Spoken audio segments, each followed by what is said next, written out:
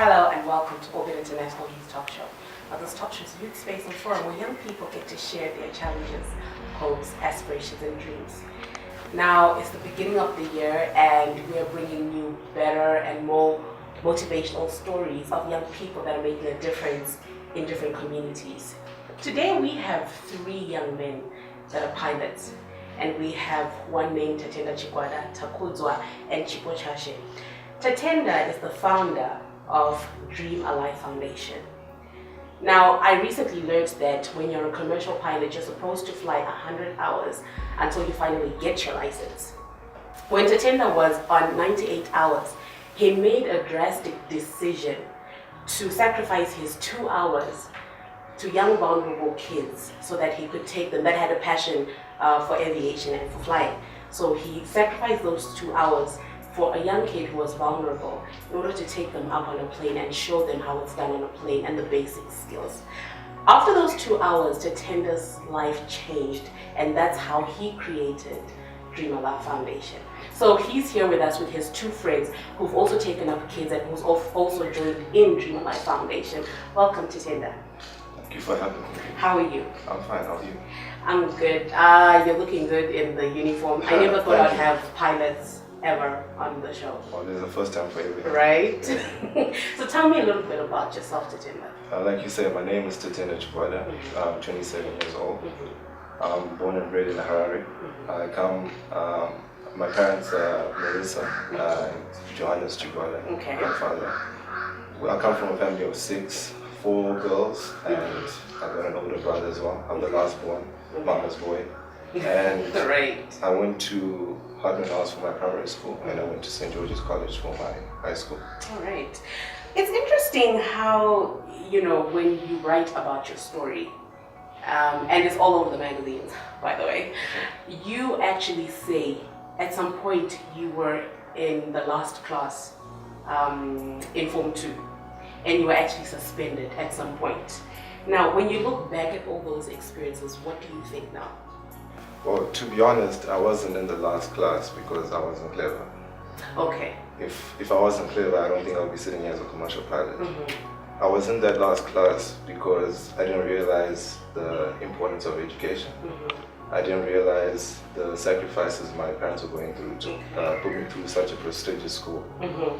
And to be honest, as wrong as it may sound, if I were to go back, I wouldn't change anything because without the lessons I learned, maybe I wouldn't be sitting here. Okay.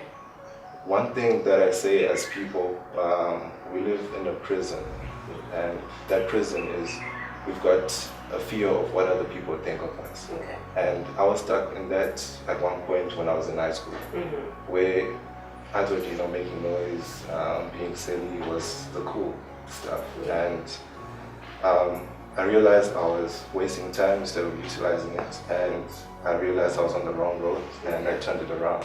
Okay. To be honest, if you want to be successful or powerful in life, you need education. It's as simple as that, and I decided to educate myself. Okay, all right. So when was that point? Have you always wanted to be a pilot, or there was a point where you decided, I think I like planes and I'm going to fly? Yeah, well, after my high school, I took a gap year, allowing my parents to raise money and also exploring my options. And funny enough, aviation wasn't one of them. Okay. What was one of the options? Well, one of the options was what we went through career guidance back in high school, and it was going to be a business degree. Right. Yeah, and I was lucky enough that a fellow old Georgian from our school, he had done his commercial license back in South Africa, and then he came and spoke to my parents along with Taku and his parents, telling us about the aviation industry, what to expect, what we need to do. And after that also my dad took me to the local airport, Charles Prince Airport, and where he knew a pilot, and that pilot showed me around the plane, spoke to me in depth about the hard work, determination and dedication I'll need to do. And he allowed me to sit in the cockpit. Being as tall as I am, it was quite a small area to sit in, and looking at that time, looking at a lot of buttons, the plane looked so complex, and I that's when I decided that, one day I would want to be able to understand these buttons and be able to fly this plane. Okay. And that's where the dream started. Okay. So, until now, what were some of the challenges that you faced? Well, to be honest, I faced quite a few. The first day I enrolled at the aviation school I was at, it was 20 of us in the January intake. Okay. And the chief flying instructor at the time came in and his first words were, only 6 of you are going to make it. Oh my gosh. Yeah, and it was kind of like a shocker that 20 of us came to be a commercial pilot. What do you mean by that? Mm-hmm.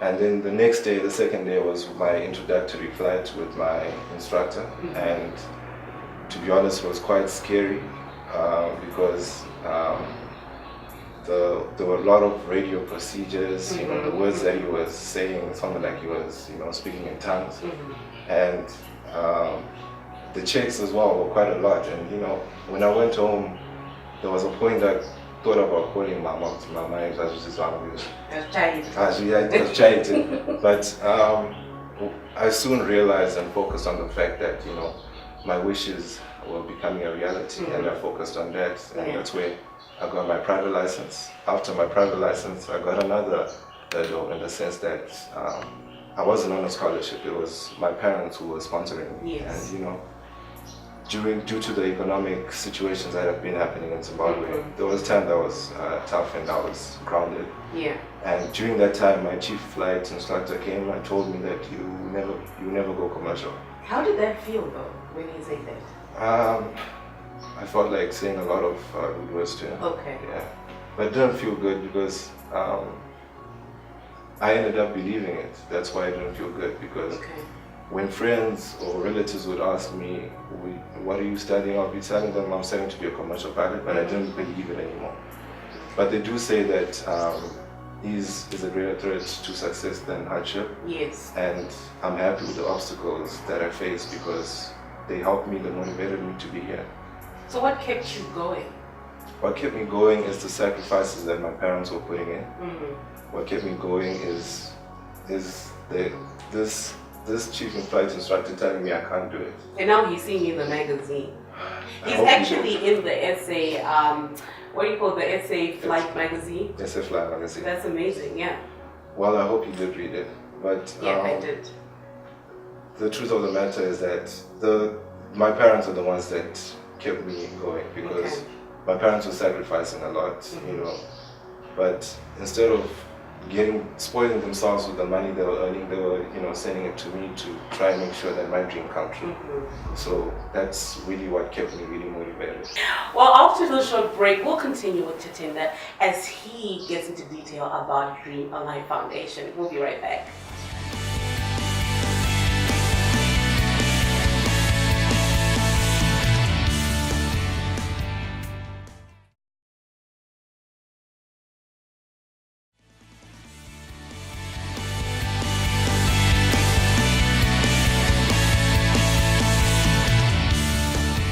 Hello and welcome back to the show. And just before the break, we had Tatenda Chibot, and we're still with Tatenda, a young man who decided to start a foundation called Dream Alive Foundation. He's a pilot, commercial pilot by profession, and he's decided to change young people's lives who also want to be pilots. Welcome back, Tatenda. Thank you. Now, first tell me how it all began. Like, what pushed you? I know that you had done 98 hours and you were left with 2 hours. What made you make that decision that, listen, I want to use the 2 hours left to actually change a young person's life? Well, to be honest, when I was a child, that fact of saying that charity begins at home was instilled in me at a young age. But the point that really moved me was when, as a prerequisite to get into St. George's and to our lower six, we had to do 4 weeks of service projects. I did mine at Emerald Children's Home. Okay. And when I got to hang with the kids and socialize with them, I realized that children are the most vulnerable group in our society, and underprivileged children need special attention too. Yes. And that's when I decided that the greatest leaders or the greatest leaders are not great because of their power, but they're great because of their power to empower others, Yes. ability to empower others. I'm not saying I'm a leader, but I have to lead by example. A lot was given to me during my training, whether it was family, friends, parents, and I wanted to give back to the community. Okay. So that's when I got in touch with a lady called Alison Collin, who ran a children's home back in South Africa called One Life South Africa. Okay. I told her that I would want to take up a child who had an aviation-related dream. Okay. And this child was Sibongi Lindala, 14 years old. Okay. And with one of their days of their homeworks, he had written career pilot. And that's when I took him down up the coast, and he was my last hour of my outbuilding hours. That's amazing. How did that feel though? It felt very touching. You know, when he asked me that, can I ever come back to the airport? Like, he didn't realize that, you know, airport is free for all. He kind of was talking like, you know, he's at the president's house where, you know, you're allowed there at certain times when you're not allowed there at all. So that was quite a moving. I think that's where my look on life kind of changed. Okay. Okay. So, the foundation, when did you make that decision after that I want to create this foundation that will make a difference? Well, seeing Sibongile telling me something like that, and seeing the effect that it had on him, like the smile he had, the enjoyment, the excitement that he had, and also finding out that, you know, he got a scholarship starting next year to a private school back in South Africa, and going to see his actual house. You know, he stayed in a shack where it was just one room, the whole bed, the whole kitchen was in that room. And at that time, when I took him up, it was during the rainy season, and there was actually water coming in, and I was asking them, how do you guys do the water? And they're like, no, it's not part of us, you know. And I don't find that normal. And I just felt like I wanted to help more. And a friend of mine that I was talking to about it, he suggested to me that, you know, maybe you should start something based on that. And that's when I was talking to Alison Collin, and then she spoke to me about ideas, and from there, that's where the ball kicked off. Okay. Why did you name it Dream Alive? I chose Dream Alive because, you know, when it comes to dreams, sometimes the risk you take towards going to a dream, it's only you who can understand it besides anyone else. And for me, this getting my commercial license, it became a risk at one point because, you know, I wasn't getting any younger, I was getting older. You know, and it ended up becoming true. You know, I'm sitting here as a commercial pilot. So I chose Dream Alive because my dream came true. And secondly, we all hear kids when they hear the plane flying over, shouting out, yay, yay. And secondly as well, these kids, the only time they're in these planes is when they're actually dreaming. And I wanted to change that dream to become a reality, that they don't have to dream to be in a plane, that it can actually happen. So that's how I chose Dream Alive. That's amazing.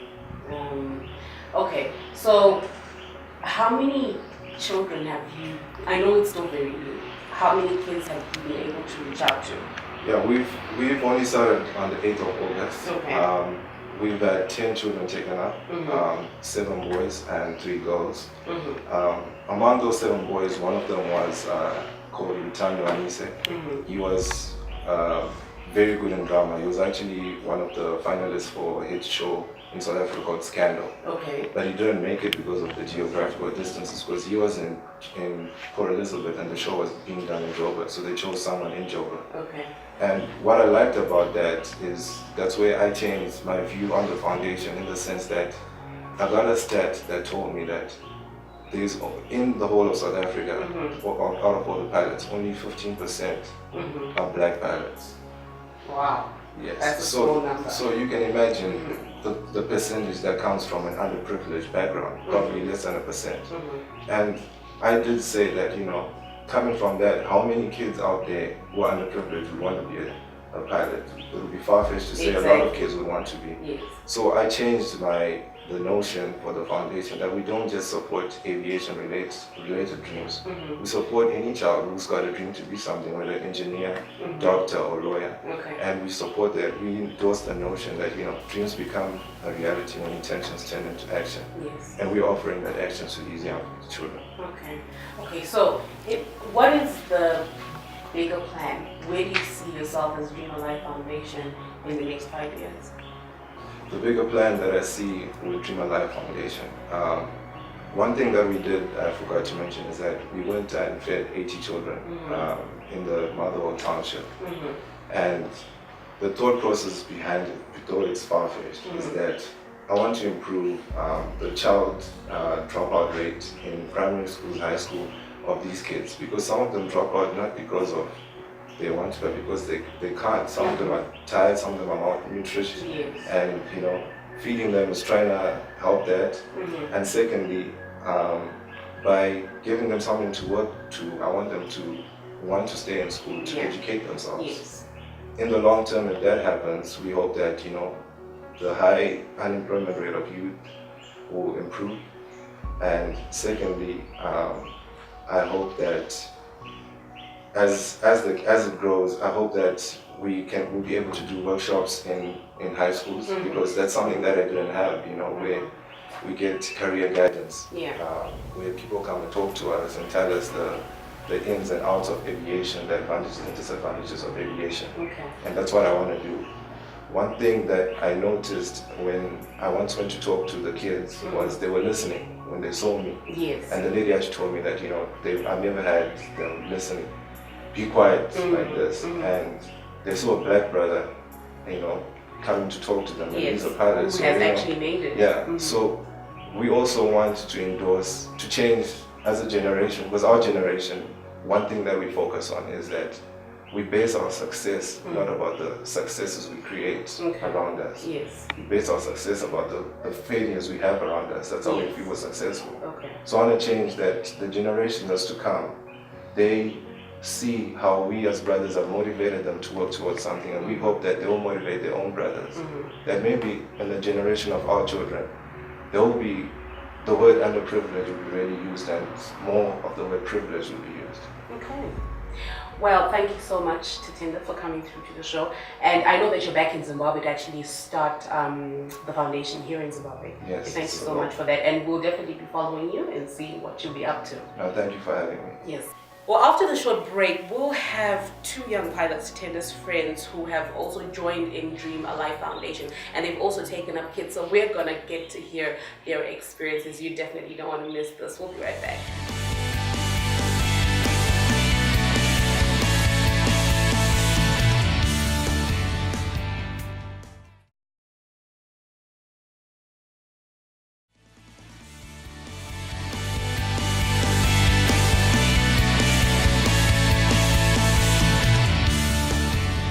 Hello and welcome back to the show. And just before the break, we were with Tatinda Chigwada, and he's a young man who started a foundation to help vulnerable kids or young people who have a dream in aviation. Now, right now, we have his friend Takuzwa Marapara, who has also joined in Dream Alive Foundation, and he's also taken up kids in terms of aviation.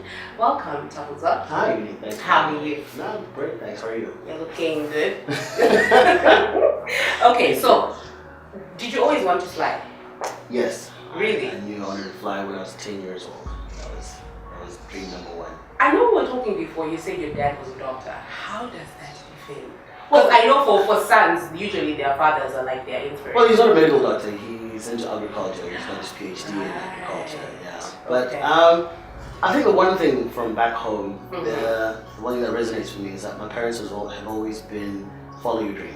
I think there was never any pressure to pursue a particular industry. For them, they were like, as long as we're not total, then we'll support whatever you decide to go with. So, okay, all right. Okay, so when did you decide to join Dream Alive Foundation? Well, Tatinda and I have been friends for donkey years. We're together in primary school, high school, and now flight school as well. We were in flight school together. So I think the first time he approached me with the idea or the concept of, listen, I want to take kids up, I didn't really take him seriously at first, to be honest. I was like, okay. Yeah. Good for you, bro. Do that. And then when I saw the impact it had on children and Yeah. how it changed him as a person, I think as a friend you start to notice positive traits in your friend. And I think from there, that's when I was like, hey, bud, I want to be part of that as well. So, That's amazing. yeah. So you've taken up a child. Yes, man. How was that for you? I think for me, that's a moment I'll never really forget. I think you're going to play the clip Yes. on the show. But I think for me, to see how I was able to impact this young life, you know what I mean? This is a child who maybe his expectations of what was possible in his life, Yes, I feel like they were raised that day. You know, a spark was lit within him. You know, and that's the whole point of the foundation. We're not necessarily saying all these kids will become pilots or conductors and whatnot, but what we're saying is whatever your mark was, or your benchmark was for these children, raise it. You know what I mean? And I think it was raised that day with that child. Okay. Why do you feel like a lot of kids actually believe that being a pilot is too far-fetched as much as they'll want to be, especially, you know, in more vulnerable communities or for more vulnerable children? Well, initially it's the cost. I mean, I think that affects everywhere, whether you're from a well-to-do family or not. It is ridiculously expensive. Yes. But I think more so teachers and institutions play the pilot role as, or they peg it as something that's unattainable. You have to be extremely smart. You have to be next level genius to do it. And really, that's not the case. In any industry, as long as you work hard and you put your mind to it, I think all of us as human beings can achieve anything. I think a lot of kids need that kind of guidance to say, hey, listen, you're not in the top class, that's fine, but let's find you something you really have a passion for, and you know what, you can achieve that. So. Oh, well, thank you so much, Taku, for coming through, and I really hope that you'll continue with the initiative. We'll definitely be following up on you guys. Absolutely. Thank you so much for having me. All right. Okay, so right now we have Chipochache Munemo, and he's also one of the young pilots. By the way, all these three guys are 27. Can you imagine? Oh my gosh. Welcome, Chipochache Munemo. How are you? I'm fine. How are you? How are you I'm fine. So, you joined Dream of Life Foundation. Yes, I did. You're also a pilot. Yes. What does Dream of Life Foundation mean to you? Dream of Life Foundation for me, it's hope. That's what hope. That's what it is for me, because you're taking children who probably never had the dream to do anything possibly than just being told you're gonna just end up being nothing in life. So Dream of Life is basically giving these children hope that you can do whatever you want, and don't let your circumstances determine what you're going to be in life. Okay. Okay. What sort of impact has it made on you and also in the community? I know it's still very new. It's still very new, but personally for me, the impact it's made on me is I got to commend Tender Chihuahua because, I believe that all of us, before we took up children, we had this idea. It was dormant in us, but he didn't know how to take the step, and he took the plunge. Yes. So, as Tender said before, in high school we used to do, charity work and stuff. But as older you grow, you stop doing this. You're also from St. George's? Yes, I am. Okay. So, because he took this plunge, it reignited that sense that you're supposed to re-engage the community, give back to the community, because we come from a position of privilege. Yes. And it's only, it's only the best thing for us to help out again and return to the community. Okay. Now, one thing that Tatenda said in one of his interviews in the magazine was that the aviation industry is male dominated, and it's amazing how you guys were able to bring three ladies to actually come and fly. Why do you think it's male dominated, and what can we do better to actually promote young women to actually come through and start aviation?